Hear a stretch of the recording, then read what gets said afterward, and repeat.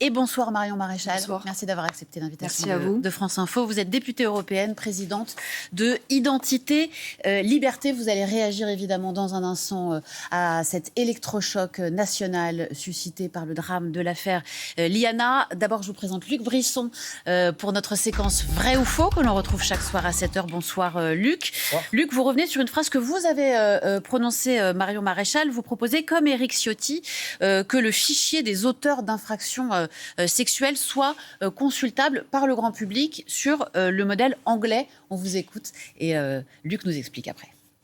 Il faut se poser aussi, me semble-t-il, la question de l'accessibilité des dossiers, des fichiers plus exactement, de prédateurs criminels et notamment pédophiles, peut-être sur le modèle de la Grande-Bretagne, puisque un citoyen peut, à travers la police au commissariat, demander à accéder à ce fichier lorsqu'il a un doute sur un profil.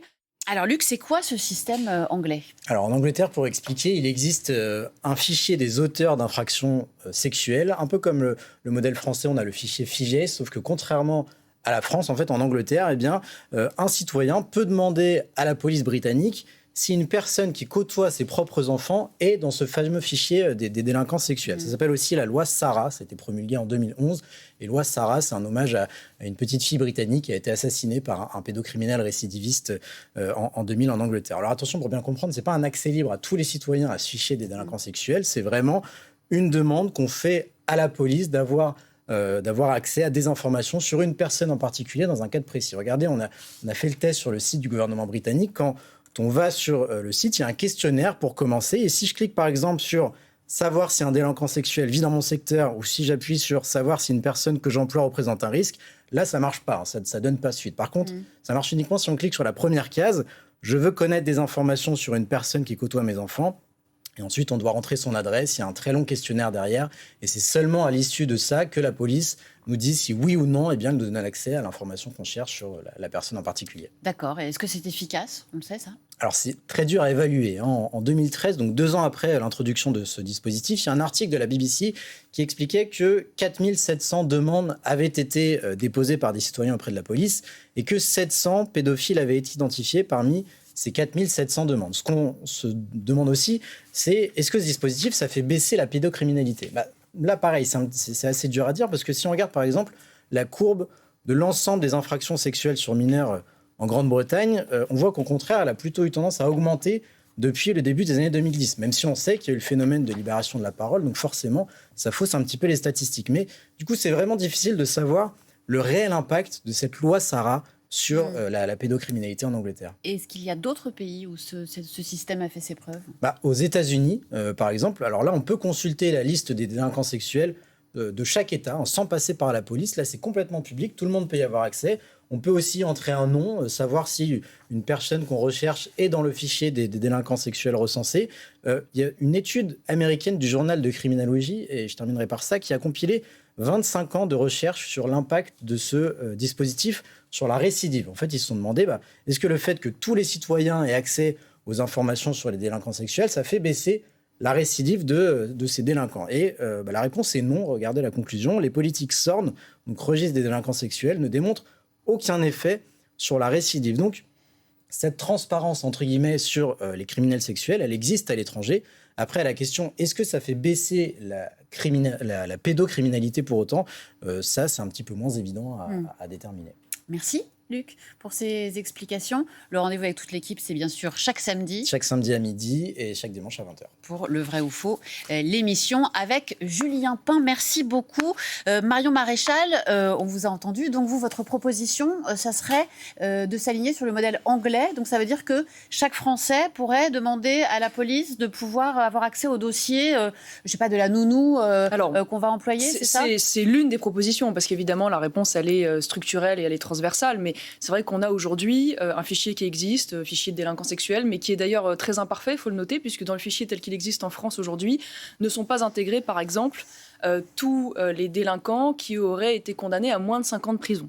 C'est pas un petit sujet, je vais vous donner un exemple très concret. Il y a quelques mois de cela, une révélation médiatique par vos confrères qui avait prouvé qu'un référent EVARS, donc un référent EVARS, c'est une personne qui intervient dans le cadre des cours d'éducation sexuelle et affective dans les écoles, auprès de nos enfants, avait été condamné pour une détention d'images pédopornographiques. Et comme il avait été condamné à moins de 5 ans de prison par la force des choses, il n'était pas dans ce fichier. C'est-à-dire que même des administrations publiques qui gèrent, qui accueillent des enfants, n'ont pas une vue à 360 sur tous les types de délinquance sexuelle. Et on sait que ce type de profils qui détiennent évidemment ce type d'images sont des profils à risque. Donc déjà, il y a évidemment le sujet du contenu de ce fichier qui est central. Et c'est vrai de l'élargissement. Aujourd'hui, c'est relativement contraint. Moi, je crois que le citoyen qui a un doute sur une personne, un animateur ou un babysitter qui intervient auprès de ses enfants, doit pouvoir lever ce doute à titre préventif, pas tant pour prévenir d'ailleurs la récidive.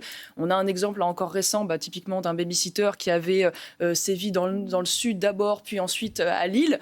Donc il me semble, oui, que pour des raisons de transparence, parce qu'aujourd'hui, d'ailleurs, on voit le flot d'affaires qui est révélé à travers le drame Liana et qui crée une angoisse parentale tout à fait légitime. On va écouter Sébastien Lecornu qui a réagi, qui met en avant un certain nombre de propositions. Vous réagissez après. Il vous sera proposé de débattre. S'il vous plaît. De débattre et de porter de 20 ans à la perpétuité pour les crimes sexuels commis contre les mineurs. Et Madame la Présidente de l'Assemblée, nous ouvrons la concertation pour aller plus loin que la seule question des crimes sexuels contre les mineurs, car je sais que c'est une demande qui émane d'un certain nombre de groupes transpartisans. La deuxième des choses, et ça répond très directement à l'affaire sur laquelle le garde des Sceaux vous a répondu tout à l'heure, nous encadrerons dans un quantum de 3 mois, un quantum de délai, de temps, qui permettra aux enquêteurs, qui obligera et les enquêteurs et les parquets d'effectuer les premiers actes d'enquête qui permet ou non d'emmener un présumé coupable à la garde à vue.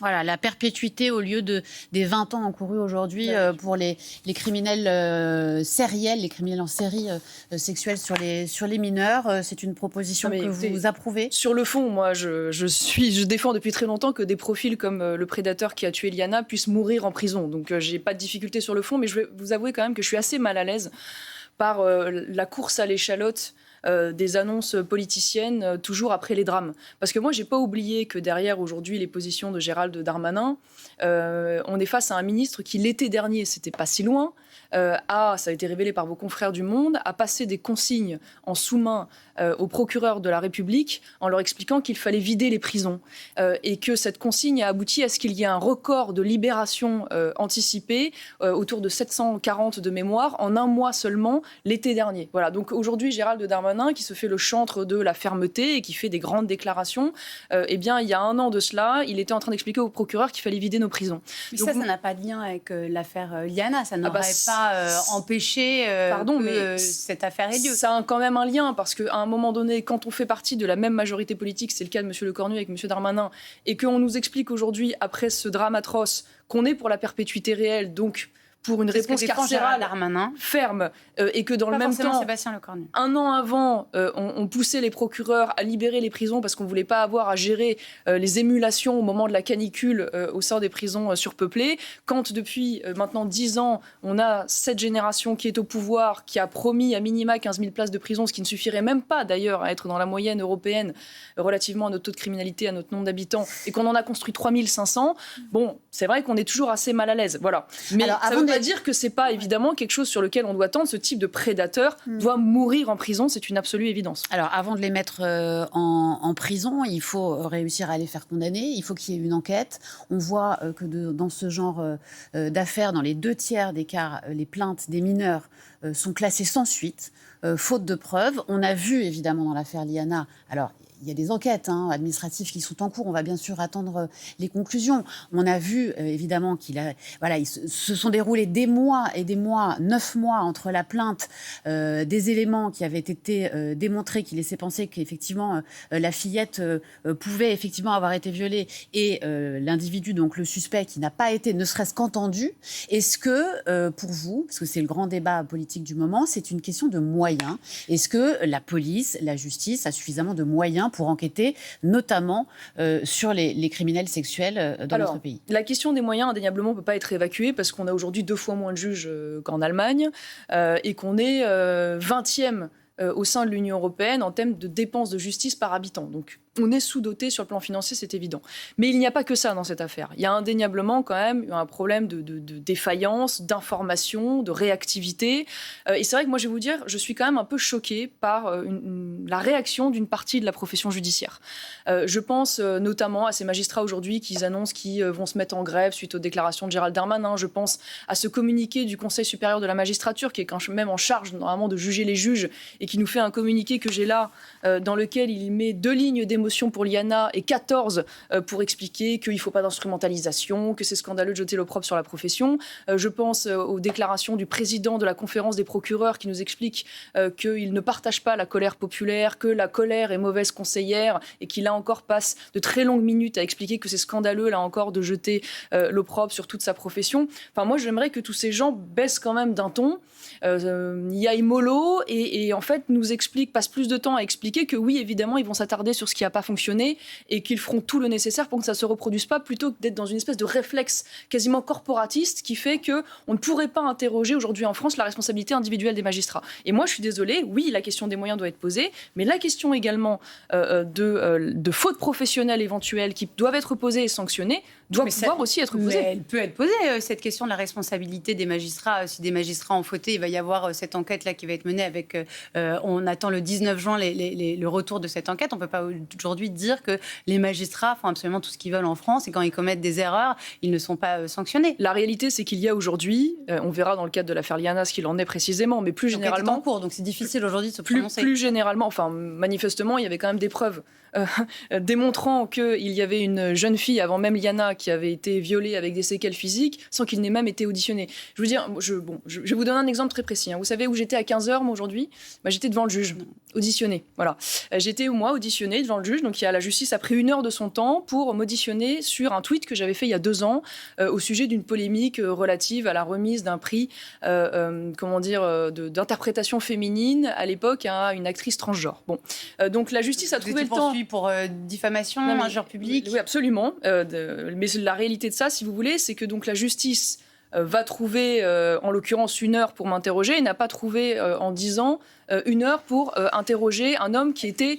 subissait de très graves plaintes. Il y a différents droits, Marion Maréchal. Excusez-moi, il y a quand même un petit problème de priorité et de moyens, me semble-t-il. Mais pour répondre à votre question aujourd'hui sur la question de la responsabilité des juges, il y a quand même un débat. Parce que quand on regarde aujourd'hui les décisions du Conseil supérieur de la magistrature, qui juge donc les juges, il y a quand même assez peu de sanctions relatives aux fautes professionnelles, encore moins de récusation d'ailleurs. Et donc ça pose la question de la composition de ce CSM. Et moi d'ailleurs, je vous le dis, je suis pour que les magistrats qui siègent dans ce CSM ne soient plus élus par les juges eux-mêmes sur des listes syndicales, ce qui forcément politise de fait cette représentation, mais soit tirés au sort, ce qui rendrait, me semble-t-il, cette décision probablement moins corporatiste. Voilà. Marion Maréchal, pour en revenir à l'affaire Liana et aux réformes que vous souhaiteriez voir prises, le Rassemblement national prépare une proposition de loi visant à élargir l'inscription au FIJAS, donc ce fichier judiciaire dont on parlait des auteurs d'infractions sexuelles ou violentes, à des personnes soupçonnées d'infractions sexuelles et non condamnées. Est-ce que vous soutenez cette proposition ? Alors, quand il dit soupçonné, j'imagine qu'il signifie des gens qui ont des plaintes en cours.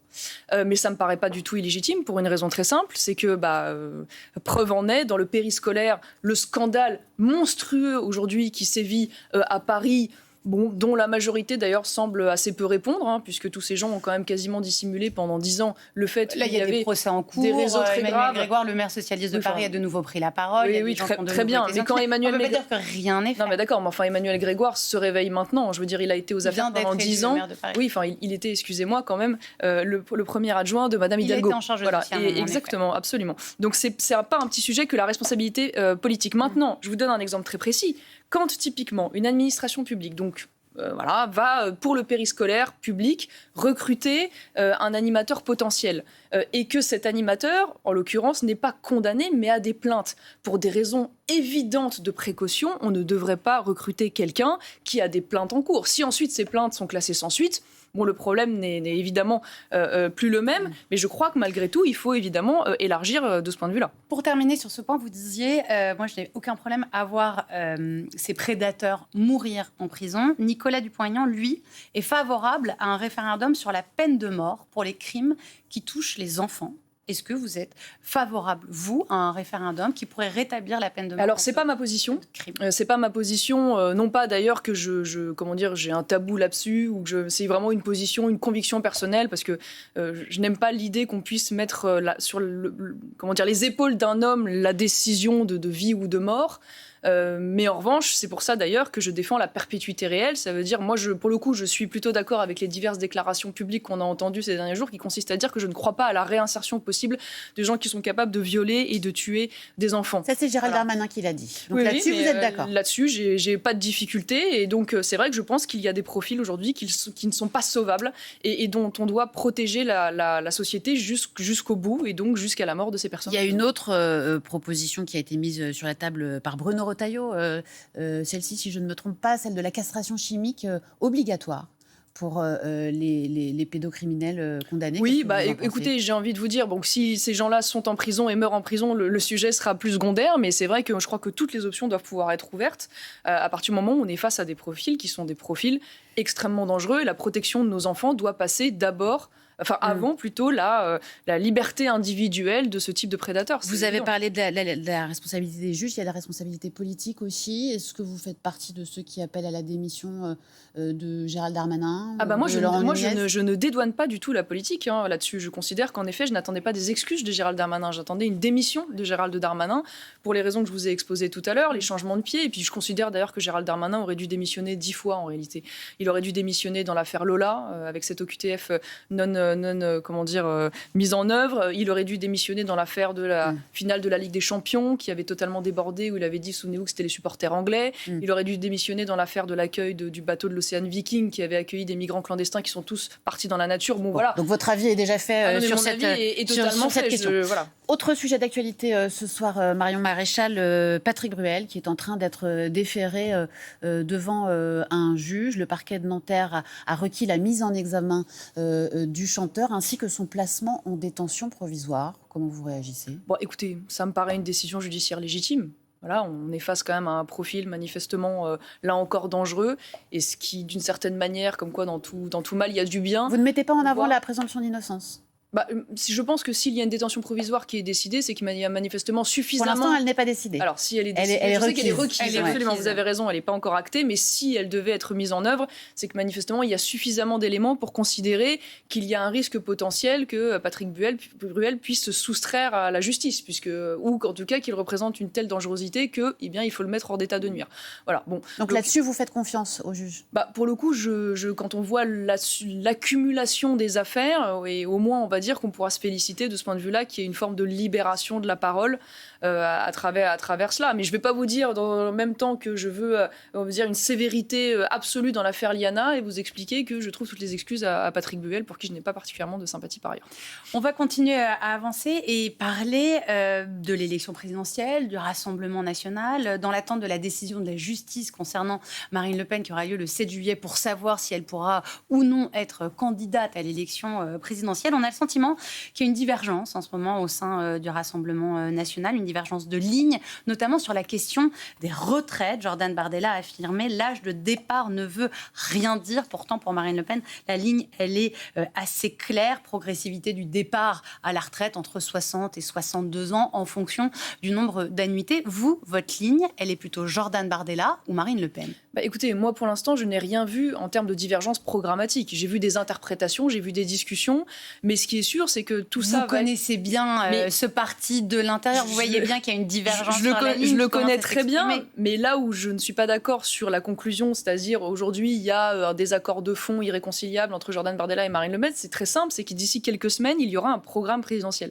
Et ce programme présidentiel, par nature, il va être le fruit d'une discussion et d'un consensus, notamment entre Jordan Bardella, Marine Le Pen et les différents alliés. Mais ça me paraît absolument évident, puisque ce programme présidentiel, il va être marqué de manière précise, concrète et publique. Et donc, de toute façon, il y aura une ligne qui sera la même. Mais qu'est-ce qui le sera la même et Marine Le Pen. Le programme présidentiel qui est en train d'être travaillé à l'heure actuelle, qui est d'ores et déjà en train, évidemment, d'être maturé, c'est évidemment le fruit d'un travail commun entre Jordan Bardella et Marine Le Pen. Et l'issue de ce programme tel qu'il sera publié, ce sera le fruit d'une discussion et d'un consensus. Mais qu'est-ce qui l'obligera, Jordan Bardella, à discuter et à faire des compromis avec Marine Le Pen une fois qu'il sera le candidat ? Mais attendez, excusez-moi, mais moi je crois qu'il y a une volonté aujourd'hui très claire d'aligner quelque chose qui soit cohérent entre les deux. Ça me paraît évident. De plus, Jordan Bardella n'a jamais exprimé publiquement un désaccord programmatique avec Marine Le Pen. Alors chacun interprète les signaux comme il veut.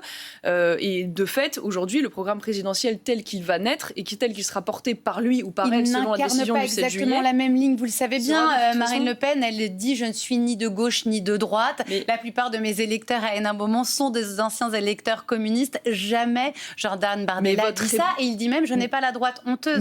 Donc il y a bien une différence. Vous dites cela, mais le programme présidentiel va arbitrer définitivement les suspicions que vous avez. Puisqu'une fois de plus, les questionnements, mais c'est pas la cour d'appel plutôt ? C'est pas la cour d'appel plutôt qui va arbitrer ? Non, mais de fait, ce programme présidentiel, il est travaillé d'ores et déjà aujourd'hui. Il n'y a pas d'attente de la décision du 7 juillet. Il n'y a pas des équipes différentes qui travaillent sur un programme de Marine Le Pen, tandis qu'il y aurait des équipes de Jordan Bardella qui travailleraient sur. On lit qu'il va y avoir une deuxième réunion entre les équipes et qu'il y a quand même beaucoup de fritures sur la ligne et que c'est difficile de se mettre d'accord. On peut dire beaucoup de choses. Moi, je peux vous dire que j'ai un regard interne, comme vous l'avez relevé. Je suis moi aujourd'hui une alliée du Rassemblement national, donc je suis moi-même, on va dire, associée à tout cela. C'est la même équipe qui est évidemment associée et qui contient des gens qui peuvent être proches de Marine Le Pen comme de Jordan Bardella. Donc ce canal de discussion, il existe et il aboutira à un programme présidentiel adapté évidemment aux défis d'aujourd'hui, à la situation budgétaire d'aujourd'hui et à toutes les questions d'avenir qui se posent. Vous venez de signer un livre, « Si tu te sens Le Pen ». On se dit si jamais Marine Le Pen est empêchée d'être candidate à l'élection présidentielle, on en parlait avec cette condamnation judiciaire qu'on attend le 7 juillet, est-ce que vous pourriez être l'autre Le Pen candidate à Non, écoutez, là-dessus j'ai apporté une réponse très claire. Voilà, moi aujourd'hui je soutiendrai le candidat du Rassemblement national, qu'il s'agisse, je l'espère bien sûr, de Marine Le Pen ou de Jordan Bardella. Je me positionne aujourd'hui en allié du Rassemblement national avec un certain nombre d'ailleurs de singularités que je continuerai de porter. Bon, sur les questions économiques, sur les retraites par exemple, moi je suis une adepte d'une strate de capitalisation, d'une étape de capitalisation qui s'additionnerait à la répartition par exemple. Donc plutôt ligne Bardella. On lit qu'il se méfie de vous, Marion Maréchal. Vous le savez ça ? Bon, écoutez, je sais que les choses sont plus compliquées, en tout cas même sur les questions de la capitalisation qu'on y pense, puisque j'ai échangé avec Jean-Philippe Tanguy et qui plaidait notamment pour que le fonds souverain défendu par Marine Le Pen, qui est une position commune, soit aussi évidemment un levier. Mais vous êtes sur une ligne plus libérale que Jean-Philippe Tanguy ou Marine Le Pen. Mais je crois que c'est ça la force d'une coalition. C'est justement d'additionner les singularités. On est d'accord sur l'essentiel, bien sûr, sur la philosophie générale, sur les grands objectifs, et puis ensuite chacun va avoir une sensibilité particulière à porter. Il se méfie de vous, c'est ce qu'on lit dans certains papiers. Qu'est-ce que vous avez envie de lui dire pour le rassurer ? Je ne crois pas du tout qu'il se méfie de moi. Preuve en est, d'ailleurs, il était présent à la soirée de lancement de mon livre. Aujourd'hui, nous avons un dialogue resserré, nous avons eu un accord aux élections municipales, nous avons des listes communes avec des candidats communs, et je serai évidemment un soutien dynamique et enthousiaste de la campagne présidentielle. Donc, quelle sera votre place dans le dispositif ? C'est un peu tôt pour le dire. Votre place est assez variable avec le parti. C'est un peu tôt pour le dire, ne serait-ce que parce qu'une fois de plus, la campagne n'a pas été lancée, mais je serai là où je dois être utile, et notamment en portant ce réseau européen qui est le mien au Parlement européen, aux côtés de Giorgia Meloni et d'autres partis aujourd'hui au gouvernement, qu'il s'agisse des Suédois, des Belges, parce que je pense que ce sera un atout très important dans le cadre de la campagne à venir. Une image qui témoigne quand même par ses réactions du fait qu'il n'y a peut-être pas forcément une si bonne ambiance autour aujourd'hui de Marine Le Pen et de Jordan Bardella. Certains proches dans l'entourage de Marine Le Pen ont critiqué cette image qui date de dimanche, donc le jour de la marche blanche. En hommage à Liana, Jordan Bardella était en tribune du Grand Prix de Monaco aux côtés de sa compagne. Certains ont été étaient choqués ou au moins ont trouvé cet affichage maladroit? Bon, écoutez, moi, je vais vous dire, franchement, je ne suis pas là pour commenter les off de je ne sais qui dans la presse. Ça m'intéresse pas. Non, mais est-ce que c'est une erreur politique, selon vous, de la part de Jordan Bardella? Je veux dire qu'on puisse reprocher à Jordan Bardella d'avoir une activité extérieure avec sa compagne m'apparaît totalement à côté du sujet. Il y a des symboles en politique, Marion Maréchal, on ne pourra pas reprocher à Jordan Bardella d'être quelqu'un de particulièrement impliqué dans le combat politique. Je ne crois pas qu'on pourra lui reprocher d'être désinvesti des sujets régaliens et judiciaires, très honnêtement. Donc je pense que c'est un mauvais procès. Et voilà, je me vous inquiétez pas des propos rapportés par ailleurs en off. Bon. Non, mais bon, vous dites pas, attention, peut-être à ne pas renvoyer une image un peu trop bling-bling à un moment où il y a beaucoup de Français qui souffrent. Moi, vous savez, ce que je me dis, c'est plutôt quand je vois le meeting de Jean-Luc Mélenchon, attention, comment dire, à ce candidat. Le même week-end. Voilà, exactement. C'est pour ça que ça m'intéresse davantage, parce que je pense qu'en effet, attention à ce candidat qui reprend, on va dire, des formules, un style plus inoffensif, alors qu'il n'a fait que souffler sur les braises de la haine anti-française, du racisme anti-blanc, du communautarisme islamiste. Il n'a jamais dit ça. Jean-Luc Mélenchon de racisme anti-blanc? Ah bah oui, évidemment. Tout blanc, tout moche, ça vous dit rien dans ces meetings? Il s'en est expliqué depuis. Oui, il s'en est expliqué, bien sûr. Voilà, de la même manière que Bali Bagayoko, là encore, derrière ses attraits sympathiques, drôles, on descend dans le toboggan, on mange du tasti-crousti, voilà, est un homme qui a eu des accointances douteuses. Quand il défend Monsieur Iquissen et qu'il s'oppose, par exemple, à son expulsion, quand il défend le CCIF, notamment. Alors, on ne va pas partir dans une mise en cause de quelqu'un qui n'est pas là sur ce plateau. Tout ce que je dis est public. En plus, c'est très facilement traçable. Il n'y a pas de difficulté. Voilà. Bon, merci beaucoup Marion Maréchal. En tout cas, c'est la fin de l'interview. On n'a plus le temps. Merci d'avoir été notre invitée. Merci Camille. Excellente soirée sur France Info. Les informés dans un instant.